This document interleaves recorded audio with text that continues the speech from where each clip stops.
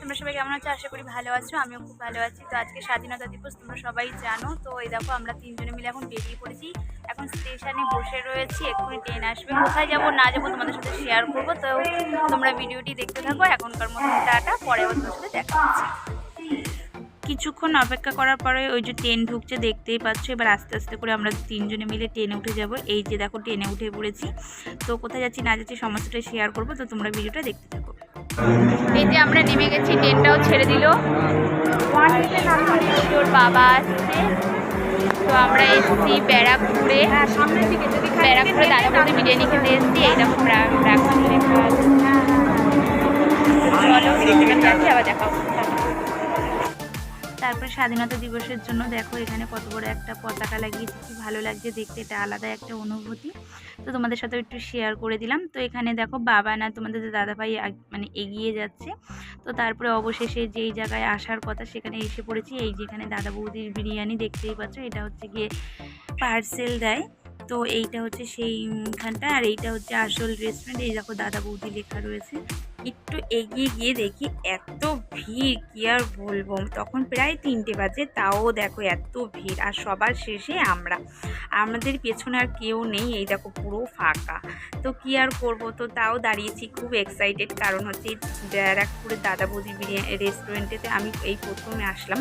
সোদপুরেরটা আমি গিয়েছি, তোমাদের সাথে ভিডিও শেয়ার করেছি। তো এখানেই প্রথম, তাই খুব এক্সাইটেড। এই দেখো পাশেই হাঁড়িগুলো রাখা রয়েছে, কত সুন্দর। তো তারপরে দেখো আমি ভেবেছিলাম আমরাই লাস্ট। তারপরে দেখো আমাদের পেছনেও অনেকে এসে লাইন দিয়েছে। তো খুবই গরমে অসহ্য লাগছিল, কিছু করার নেই, কি আর করব বল।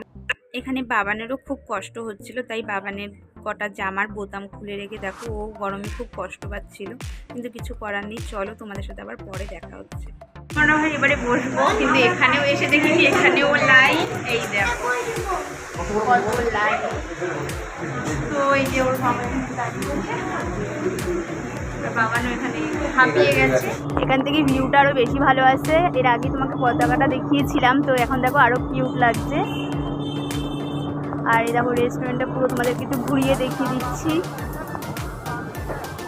এটা একটা ব্যালকনির মতন রয়েছে।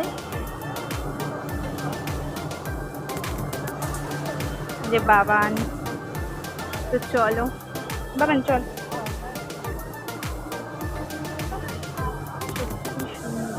বেলুন সাজিয়েছে ইন্ডিপেন্ডেন্স ডে উপলক্ষে।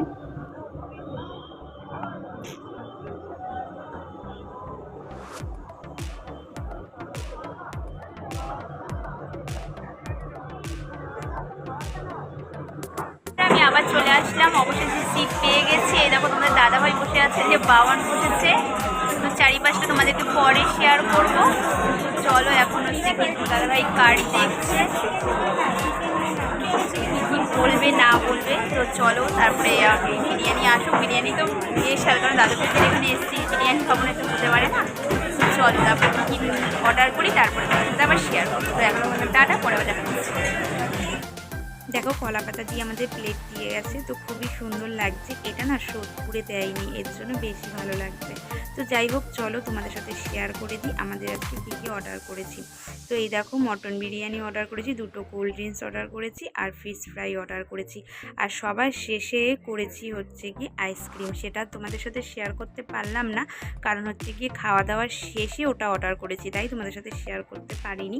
তো যাই হোক এই দেখো মানে বিরিয়ানি নিয়ে তো কোনো কথাই হবে না, অসাধারণ। কারণ সোদপুরেটা যেরকম এখানেও সেরকমই টেস্ট পেয়েছি আমি। তো একটুখানি পার্থক্য কোনো সময় পাইনি। তো এই যে লাস্টের দিকে তোমাদের বলেছিলাম যে চারিপাশটা একটু ঘুরে দেখাবো, তো এই দেখো দেখিয়ে দিচ্ছি। তো তোমাদের কেমন লাগলো অবশ্যই কমেন্ট করে জানিয়ে দিও। তারপরে কটা পিক তুলে বাড়ির দিকে রওনা দিয়েছি। এই দেখো অটোতে বসে পড়েছি আর বাড়ির দিকে রওনা দিয়েছি। যদি ভিডিওটি ভালো লেগে থাকে অবশ্যই লাইক কমেন্ট শেয়ার করে দেবে। তোমরা সবাই ভালো থাকবে, সুস্থ থাকবে। সবাইকে টাটা।